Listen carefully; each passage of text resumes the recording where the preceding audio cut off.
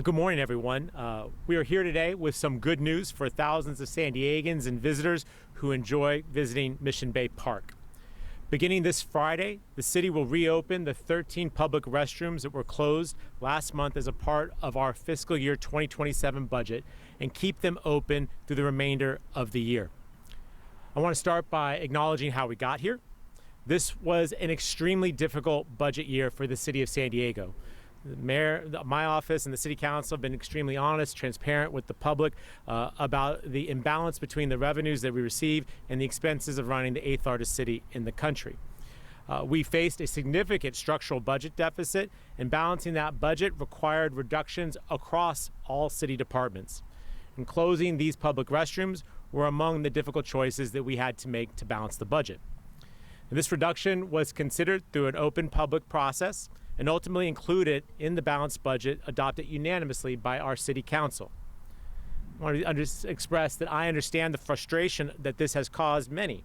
I share in that frustration. We all want to see public amenities open and operating for the public's benefit. Of course, Mission Bay is one of our most heavily used parks in the city of San Diego, particularly during the summer season. And families and visitors reasonably expect basic public amenities to be open, like public restrooms. But when faced with choices like preventing fire station brownouts and fixing more roads, we had to make reductions somewhere.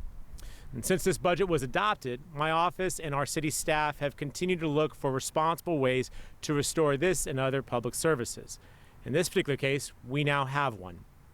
I want to start by thanking our City Council President, Joe LaCava, as well as Councilmember Dr. Jennifer Campbell, both of whom stepped forward with their community projects, programs, and services allocations from their council office budgets to make this restoration possible. The second piece of what made this possible is that last Friday, the city received notice from the state of California of a higher than anticipated state grant award, which will now alleviate our dependence on general fund dollars for those functions provided for in that grant. Together, these will give us enough resources to reopen these facilities starting this Friday and through the end of the calendar year without creating a new hole in our city budget. At the mid-year, we will look again at the city's financial condition and determine whether the resources exist to be able to keep them open for the remainder of our fiscal year. Reminder, that goes till June 30th. Now, I want to be clear about what today's announcement means and what it does not mean. This does solve our immediate problem, but it does not solve the gap between our resources it takes to keep city services at the service levels that San Diegans expect. Ongoing city services require ongoing funding. Now, this is true for our parks, our libraries, our recreation centers, our public safety, and for every basic service that this city provides. Now, if council members, foundations, community organizations, or other civic partners have resources that they want to invest in city services, we will welcome that partnership. And we'll work with them to put those resources to good use and for the benefit of all San Diegans. I also want to recognize that the budget reductions that we've made have consequences beyond the services that residents see. Particularly, they affect our city workforce. Our city's Park and Recreations Department has developed a plan to restore restroom operations with the resources that have been identified, and I'm grateful to those employees who will make all of that work possible. Ultimately, San Diegans want services that they can count on, and to provide them, the city needs revenues that it can count on. We have made the difficult choices to balance our city budget as required by law. Now, with these new resources available, we have a responsible opportunity to restore this service, and we are choosing to take it.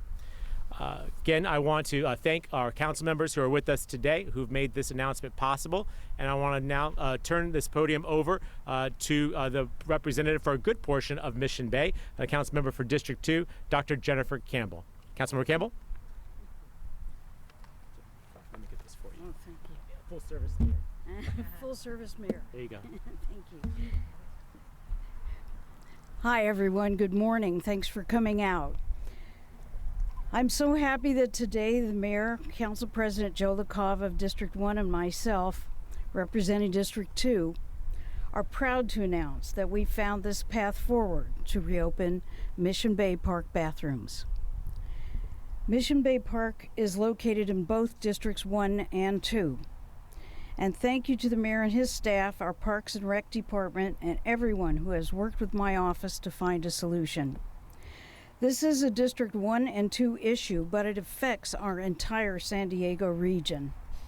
As the District 2 council member representing much of Mission Bay, we've been searching for the past few weeks for a solution to this problem. Mission Bay Park is one of our city's greatest assets, and basic amenities like clean, accessible bathrooms are essential for the residents and tourists who visit this park. As part of this solution, I will be allocating $50,000 in CPPS funds to support the reopening of the facilities. This situation underscores the need, as the mayor said, for San Diego to identify more stable, ongoing sources of revenue. We cannot continue to have basic services like keeping park bathrooms open on the chopping block moving forward. But today is about solving the problem that's in front of us. Coming soon is Labor Day weekend, when this park will be very full and very busy. And also from September 18th through 20th is the San Diego Bay Fair, which is the largest and possibly one of the very oldest annual powerboat races in the country. I'm grateful that my office was able to work with the mayor's office and city staff to find a path forward. And most importantly, I'm grateful to the residents and visitors to Mission Bay Park who will once again have access to the facilities they need. Thank you so much.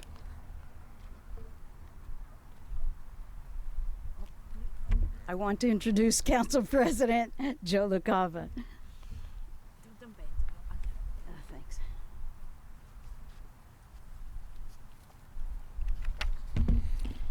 All right, thank you all for being here this morning. Thank you, Mayor and Councilmember Campbell. I'm Council President Joe LaCava and the council member for District 1 that borders the northerly shoreline of Mission Bay. Today is important for how we got here and the action we are announcing. I am proud to work with the mayor and the council member to reopen the 13 Mission Bay restrooms that were cut from the budget. The public, my constituents, and tourists were very vocal. This was one budget cut that was too deep, too impactful, and undermined the enjoyment of this wonderful resource we call Mission Bay. The public was taken by surprise. Your council members were not. These closures were part of every budget document, every budget presentation, from the draft budget released in April, to the budget hearings, to the May revise, to the final budget considered by the council in June. This is how I knew to fight to keep all 7 Shoreline Park restrooms from La Jolla Shores Beach to South Mission Beach open, and how I knew to keep La Jolla Recreation Center open. To be clear, those District 1 wins came at the expense of other District 1 and citywide priorities. I made hard choices balancing competing needs. And as council president, I believe my colleagues did as well. We asked tough questions of city operations, got input from the independent budget analyst. We weighed competing needs. We made hard choices, and we balanced this budget on cuts with no new revenue. We voted 9-0 for this budget, unanimous 9-0 vote.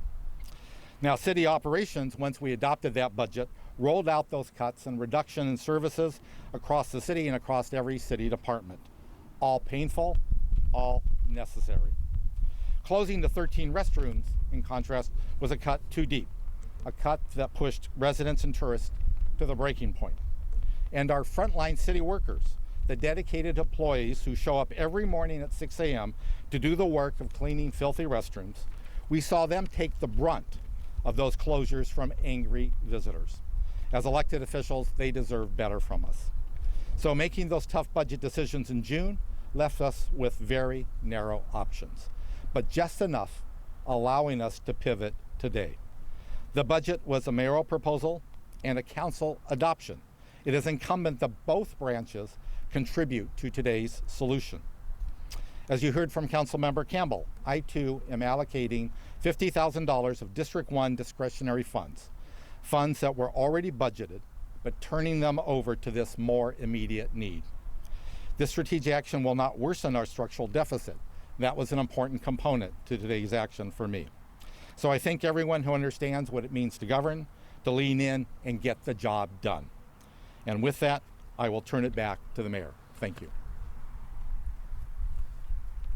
Thank you, Council President LaCava and Councilmember Campbell. Again, we would not be here without their willingness to take a portion of their office budget and put it to this use. Again, with the help of some offsetting revenue from a state grant, we're able to do this at least through the calendar year. Again, that starts on Friday, and it's roughly worth about $200,000 for if you do the math. We will continue to work on this and monitor the budget closely. Budgets are dynamic documents. There's constantly new new costs that we incur. Councilmember Campbell and I are currently having to deal with a Claremont branch library that was a result of a vehicle accident. There's unexpected costs that are now going to be incurred. We're going to do our best to try and recover some of that from the driver. But it's a good example of what is adopted in June may not always play out through the rest of the year. We'll be dynamic. We'll try and be responsive as we're doing today. But at the end of the day, what we're dealing with is a significant structural budget deficit. You all covered it very extensively. $118 million in reductions necessary. There have been cuts all over the city, many of which I do not enjoy, but it is what is necessary to meet our obligations under the law to balance our city's budget. We have met that obligation, and we will continue to meet that obligation even with today's news. Again, this will be a dynamic environment going forward, but I appreciate the leadership of these two council members, not simply to point out problems, to bring forward solutions, and it's a solution that I think is good for San Diegans, and that's why we're taking this action today. We'll be available for one-on-ones with anyone who'd like to have additional conversations or want more details. I also want to acknowledge our city's Chief Financial Officer, Rolando Charval, is here, as well as our Chief Community Services Officer, Rania Ahmed, who among her duties is overseeing the Park and Recreation Department, is also here and available. Thank you all for being here, for helping us make this announcement. We look forward to continuing to watch the budget strategically and work to bring every nickel and dime and dollar we can get out of Sacramento and DC, and of course use it to the benefit of the people of this great city. Thank you all very much.